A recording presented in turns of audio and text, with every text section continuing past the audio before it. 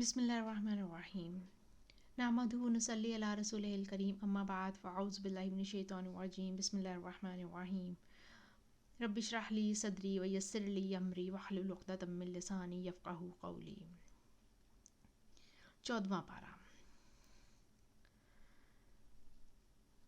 قرآن مجید پڑھنے والوں کی مثال ہمیں ایک حدیث سے پتہ چلتی ہے، بہت ہی خوبصورت۔ ابو موسیٰ اشعری رضی اللہ تعالیٰ عنہ سے روایت ہے کہ نبی صلی اللہ علیہ وآلہ وسلم نے فرمایا، اس شخص کی مثال جو قرآن پڑھتا ہے سنترے جیسی ہے، جس کا مزہ بھی لذیذ اور اس کی خوشبو بھی بہترین ہوتی ہے، اور جو قرآن نہیں پڑھتا اس کی مثال کھجور کی طرح ہے، جس کا مزہ تو اچھا ہے لیکن اس میں خوشبو نہیں ہے۔ یعنی اور کاموں کی وجہ سے اس فاجر کی مثال جو قرآن نہیں پڑھتا اندرائن جیسی ہے، جس کا مزہ کڑوا اور اس میں خوشبو بھی نہیں ہوتی۔ تو یاد رکھیے، بہترین انسان وہ ہے جو قرآن پڑھے اور پڑھائے، قرآن کے ساتھ اپنی زندگی گزارے۔ جو قرآن پڑھتا ہے اس کے اخلاق کی بھی خوشبو ہوتی ہے اور اس کے اپنے عمل کی بھی خوشبو ہوتی ہے، یعنی کہ اس کے عمل بھی اچھے ہوتے ہیں، اندر سے بھی اچھا انسان ہوتا ہے اور دوسروں کے ساتھ بھی اس کا معاملہ اچھا ہوتا ہے۔ لیکن جو قرآن نہیں پڑھتا وہ نیک اعمال کرنے کی وجہ سے میٹھا تو ہوتا ہے لیکن اس کی خوشبو نہیں ہوتی۔ بعض اوقات اس کے دوسروں کے ساتھ تعلقات ہیں، یا اس کی خیر جو دوسروں تک جانے والی ہوتی ہے، اس کی جو خیر دوسروں تک جانے والی ہوتی ہے یا زیادہ خیر پھیلنے والی ہوتی ہے تو وہ نہیں پھیلتی، اس کے اندر ہی اندر رہتی ہے، کیونکہ جب انسان قرآن پڑھتا ہے اور اسے دوسروں کے ساتھ شیئر کرتا ہے تو وہ خوشبو پھیلتی چلی جاتی ہے۔ اور وہ فاجر، گناہ گار یا منافق انسان جو قرآن نہیں پڑھتا، اس کی مثال اندرائن ایک پودا ہے اس جیسی ہے، جس کا مزہ کڑوا اور اس میں خوشبو بھی نہیں ہوتی، یعنی اس کے اپنے اندر بھی جلن کڑن ہے اور دوسروں کو بھی اس سے کوئی فائدہ نہیں پہنچتا، کیونکہ نہ اس کو کسی خیر کی سمجھ ہے اور نہ وہ خیر بانٹتا ہے۔ یعنی آپ دوسروں کو خیر اسی وقت بانٹ سکتے ہیں نا جب آپ کے اندر خیر ہوگی، جب آپ خیر سمیٹنے والے ہوں۔ جو خیر سمیٹتا نہیں وہ خیر بانٹ نہیں سکتا۔ آپ کی جیت میں کچھ نہ ہو تو آپ صدقہ، آپ کی اگر جیب میں کچھ نہ ہو تو آپ صدقہ کہاں سے کر سکتے ہیں؟ تو وہ آپ کو پہلے حاصل کرنا پڑتا ہے، پھر دینا پڑتا ہے۔ اللہ تعالیٰ سے دعا ہے کہ اللہ تعالیٰ ہمیں بہترین عمل کرنے والا بنا دے، آمین یا رب العالمین۔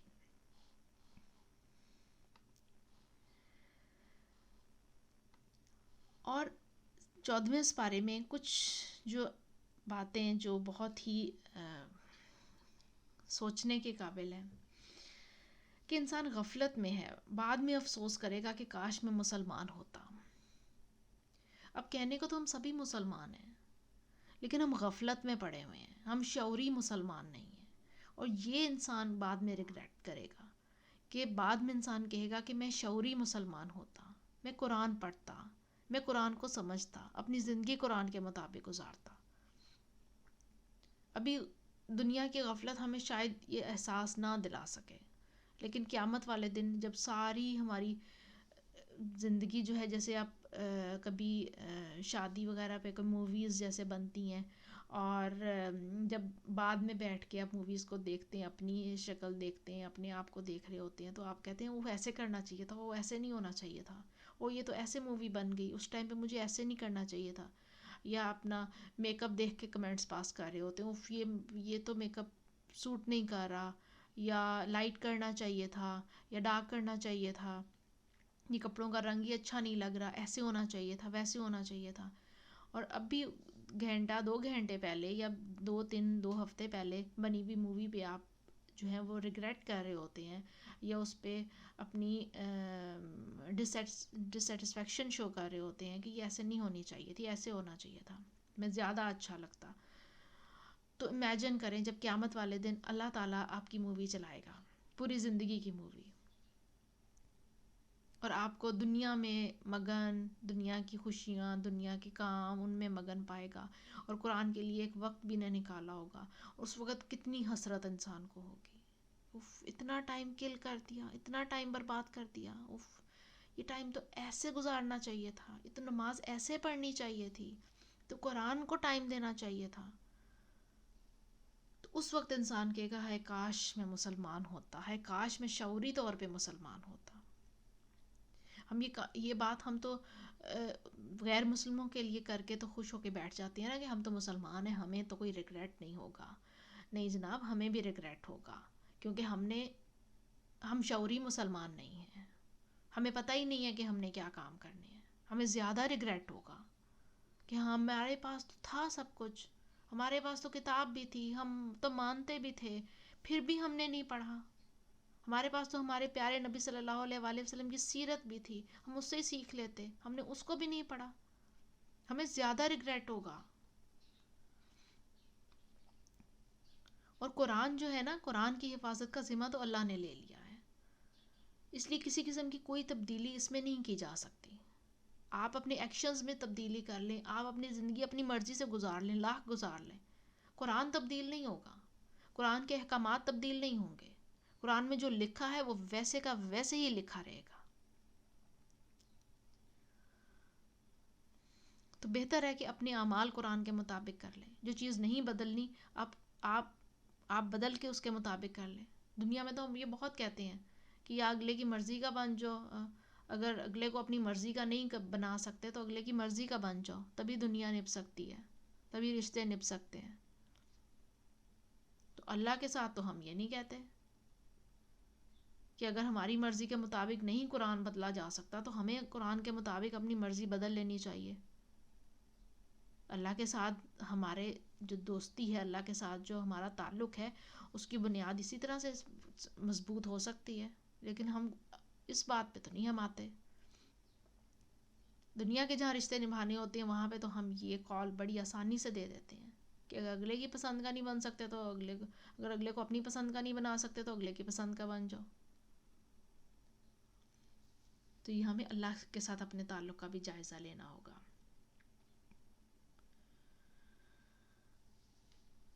اور جو بھی نبی پاک صلی اللہ علیہ وآلہ وسلم کا فرمان ہے، وہ قرآنی احکامات کو لوگوں کے لیے جو انہوں نے واضح کیا ہے، نبی پاک صلی اللہ علیہ وآلہ وسلم نے اصل میں قولی اور عملی طور پر قرآنی احکامات کو لوگوں کے لیے واضح کیا ہے. یعنی آپ یہ کہہ سکتے ہیں کہ حدیث جو ہے وہ قرآن کی تعبیر اور تشریح ہے، اور کچھ بھی نہیں ہے. بس قرآن کو اگر آپ نے کوئی چیز سمجھ نہیں آ رہی نا، تو ہماری آسانی کے لیے اللہ تعالیٰ نے گائیڈ بک بھی دے دی. جیسے ہم جب پڑھتے ہوتے تھے تو ہر چیز کی گائیڈ بک آتی تھی نا ساتھ میں، کہ نہیں سمجھ آ رہا تو گائیڈ بک کھول کے دیکھ لو، وہاں سے سمجھ آ جائے گا. تو قرآن جہاں سے کہیں سے نہیں سمجھ آ رہا نا، تو گائیڈ بک کھول کے دیکھ لیں، حدیث کی بک کھول کے دیکھ لیں، سمجھ آ جائے گا قرآن. اور ہمارے لیے ہی ہے، کسی اور مخلوق کے لیے نہیں ہے. اس سے ہم یہ نہیں کہہ سکتے کہ ہمیں سمجھ نہیں آ سکتا، ہمیں سمجھ آ سکتا ہے. صرف یہ ہے کہ ہم شاید سمجھنا چاہتے نہیں ہیں. اور اس بارے میں اللہ تعالیٰ نے بہت ہی اچھا دودھ اور شہد کی، اللہ تعالیٰ کی ایک عظیم قدرت ہے. دودھ جس طریقے سے گوبر اور خون کے درمیان دودھ تیار ہو جاتا ہے، کیسے بھینس جو ہے وہ چارہ کھاتی ہے، سبزہ کھاتی ہے، اور وہ گوبر بن کے نکل آتا ہے، اندر اس کے خون گوبر، اور نکلتا کیا ہے؟ وائٹ دودھ، سفید. اور اسی طریقے سے شہد کی مکھی کیسے جگہ جگہ جا کے رس چوستی ہے اور اس طرح بیٹھتی ہے اور رس نکال کے لیے وہ شہد بنا کے دے دیتی ہے ہمیں. تو یہ سب اللہ تعالیٰ کی جو ہے یہ عظیم قدرت ہے. ہمیں صرف اس کو محسوس کرنا ہے کہ اللہ تعالیٰ نے اتنی ساری نعمتیں ہمارے آگے رکھ دی اور چند چیزیں کہہ دیا بس یہ نہیں کھانی، اور ہم انہی چند چیزوں کے پیچھے پڑے ہوئے ہیں کہ کیوں، کس وجہ سے، کھا لیں گے تو کیا فرق پڑے گا. جو اتنی نعمتیں اللہ نے رکھ دی ہمارے سامنے، سارے جانوروں پودوں سب کو ہمارے لیے مسخر کر دیا، ہماری خدمت میں ڈال دیا، تو ہم وہ سب چیزوں کو بھول کے اس پہ شکر ادا کیے بغیر وہ جو ایک چیز ہے نا ہم اس کے پیچھے پڑے ہوئے ہیں، ایک دو چیزیں جو کہہ دی اللہ نے نہیں کھانی. بالکل شیطان ہی بہکا رہا ہے نا ہمیں. جیسے جب حضرت آدم علیہ السلام کو شیطان نے بہکایا تھا تو اللہ نے صرف ایک پھل سے منع کیا تھا نا، باقی تو ساری جنت کھول کے رکھتی تھی حضرت آدم علیہ السلام کے سامنے کہ جہاں مرضی جاؤ، چلو پھرو، کھاؤ پیو، مزے کرو، بس صرف یہ ایک پھل نہ کھانا. اور شیطان نے اسی ایک پھل پہ ہی بہکا دیا، اور اس کا رزلٹ کیا نکلا تھا کہ ان کے ستر کھل گئے تھے. اور اب ہمارے ساتھ کیا ہو رہا ہے؟ سیم یہی چیز ہو رہی ہے. جو چند ایک چیزیں اللہ نے منع کی ہیں کرنے کو، کھانے کو، یا منع کی ہیں کرنے کو، وہ ہم کرتے ہیں، شیطان بہکا دیتا ہے اور وہ ہم اس کے پیچھے چل پڑتے ہیں اور وہ کام کر لیتے ہیں، وہ چیز کھا لیتے ہیں، اور نتیجے کے طور پہ کیا ہوتا ہے؟ ستر کھل رہے ہیں. کہاں ہے پردہ؟ کہاں رہ گیا پردہ؟ کھلے ہوئے ہیں ستر. کہیں چلے جائیں، آپ کسی شاپنگ مال میں چلے جائیں، بازاروں میں چلے جائیں، کسی شادی بیاہ میں چلے جائیں، کہیں بھی چلے جائیں، کیا مسلم معاشرہ تو کیا نان مسلم معاشرہ، کوئی فرق ہی نہیں رہ گیا. ستر کھلے ہوئے ہیں. شیطان نے یہی کیے. بے حیائی بڑھ گئی ہے صرف پہلے ایکٹ کی وجہ سے. تو پہلے ہی شیطان کی باتوں میں نہیں آئے، پہلے ہی وہ کام کریں جسے اللہ تعالیٰ نے جو کرنے کو کہا ہے، اور جن چیزوں سے اللہ نے منع کیا ہے ان سے ہمیں رک جانا چاہیے تاکہ ہم اللہ تعالیٰ کا قرب پا سکیں، اللہ تعالیٰ کی رحمت پا سکیں، اللہ تعالیٰ کی برکت پا سکیں. تو یہ ساری چیزیں ہیں، اور یہ سب ہم نے کام کرنے کس طرح سے ہیں، کیا کر سکتے ہیں تو یہ کام ہو سکتا ہے. سب سے پہلے تو یہ کہ آپ نے جو اپنی ڈائری پہ لکھنا ہے وہ یہ کہ ایک تو سب سے پہلا تو تکبر سب بیماریوں کی جڑ ہے. ٹھیک ہے، تکبر میں آ کے شیطان بہکا تھا، ابلیس بہکا تھا. تکبر میں آ کے ہی حضرت آدم علیہ السلام بہک گئے کہ میں کیا فرق پڑتا ہے اگر میں یہ کھا بھی لوں گا تو، مجھے اللہ نے اتنی آنرشپ دی ہے. آنرشپ کا بھی تکبر ہوتا ہے نا. تو تکبر ہی ہے ہمیں قرآن سے دور کر دیتا ہے، تکبر ہی ہمیں مختلف غلط کاموں میں مبتلا کر دیتا ہے، تکبر ہی ہم سے یہ سب غلط کام کروا لیتا ہے. سب سے پہلے تو تکبر ختم کر دینا ہے کسی بھی چیز میں. سب اللہ کا کرم ہے. آپ سے کوئی اچھا بھی ہو رہا ہے تو وہ بھی اللہ کا کرم ہے. اور اس کے بعد آپ نے وہ پوائنٹس لکھنی ہے جس سے آپ کو اللہ تعالیٰ کی پہچان ہوتی ہو. کیونکہ جب اللہ کی پہچان ہو جاتی ہے نا تو وہ اللہ کی پہچان انسان کو اس قابل کر دیتی ہے کہ وہ بہت سی مشکلات سہ جاتا ہے، کیونکہ وہ جانتا ہے کہ میرا رب میرے حال سے واقف ہے، میرے رب کو سب پتہ ہے. بس اللہ کی پہچان کرنی ہے. اللہ کی پہچان پہلے تو اللہ نے اتنی پیاری کائنات بنا کے ہمارے سامنے رکھ دی. ان نعمتوں کو ایک ایک کر کے لکھیں کہ یہاں پہ مجھے اللہ نظر آتا ہے، یہاں مجھے اللہ نظر آتا ہے. اس کے بعد سچویشنز لکھیں، فلاں سچویشن پہ اللہ کے علاوہ کوئی آپ کو اس میں سے نہیں نکال سکتا تھا، فلاں سچویشن پہ اللہ نے مدد کی. اب یہ سب چیزوں کو لکھیں اور ان پہ شکر ادا کریں. اب نعمتیں تو لکھیں گے تو وہ تو آپ کی تو ایک نہیں کئی ڈائریاں بھر جائیں گی. وہ تو اللہ تعالیٰ نے کہا کہ اگر تم نعمتیں لکھنے بیٹھو تو سارے سمندر اگر سیاہی بن جائیں اور سارے درخت اگر قلم بن جائیں تو وہ ختم ہو جائیں گے، سمندر ختم ہو جائیں گے، سارے درخت ختم ہو جائیں گے، لیکن تم میری نعمتوں کا شمار نہیں کر سکو گے. وہ تو نہیں، ہم اس قابل نہیں ہیں کہ ہم اللہ تعالیٰ کی دی ہوئی نعمتیں لکھیں جو کہ اللہ تعالیٰ کی ہمیں پہچان دیتی ہیں. لیکن آپ اپنی زندگی میں ہونے والے کچھ واقعات ضرور لکھ سکتے ہیں، اور لازمی ہر کسی کی زندگی میں کوئی نہ کوئی ایسا واقعہ ضرور آیا ہوگا جب اس کو لگا ہوگا کہ یہاں تو اللہ تھا، بس بس اللہ نے مجھے یہاں سے نکال لیا، اور تو کسی بندے کے بس کی تو یہ بات ہی نہیں تھی۔ ہم ماننے یا نہ ماننے، لازمی ہر کسی کی زندگی میں ایسا ضرور کوئی نہ کوئی واقعہ ہوگا، اس کو لکھیں اور پھر وہاں سے اللہ کی پہچان شروع کریں کہ اللہ تو اتنا بڑا ہے، اتنا عظیم ہے، ہمارے پہچاننے میں ہی کسر رہ گئی ہے۔ پھر آپ کو ہر طریقے میں، فار ایگزامپل اس کے لیے کوئی بڑا کام نہیں کرنا۔ فار ایگزامپل آپ کھانا بناتے ہیں اور کھانا بہت اچھا بنتا ہے، لازمی آپ کا کمال ہوگا، لیکن اصل میں تو اللہ کی رحمت تھی نا۔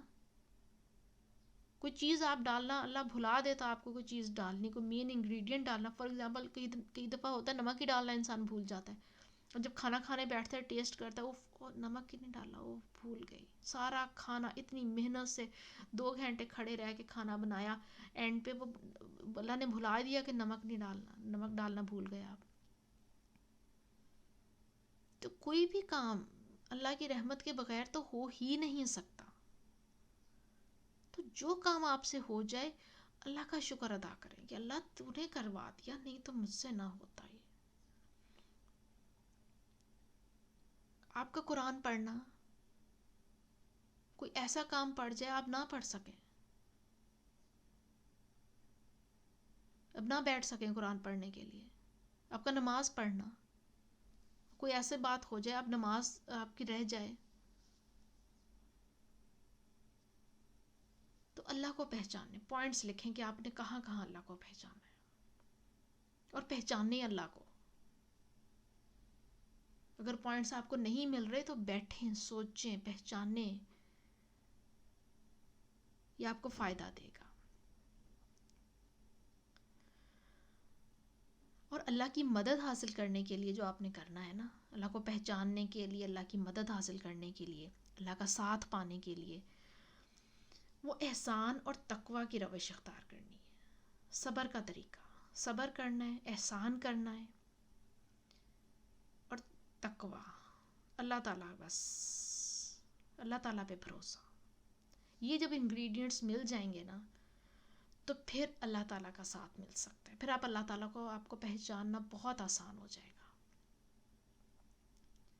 احسان کرنا ہے، صبر کرنا ہے، اور صرف اللہ کی ذات پر بھروسہ کرنا ہے۔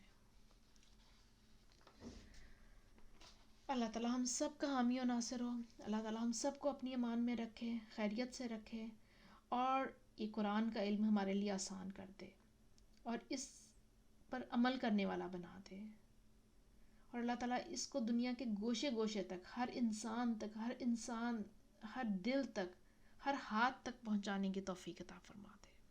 آمین یا رب العالمین۔ سبحانک اللہم و بحمدک، اشہد ان لا الہ الا انت، استغفرک و اتوب الیک۔ السلام علیکم ورحمۃ اللہ وبرکاتہ۔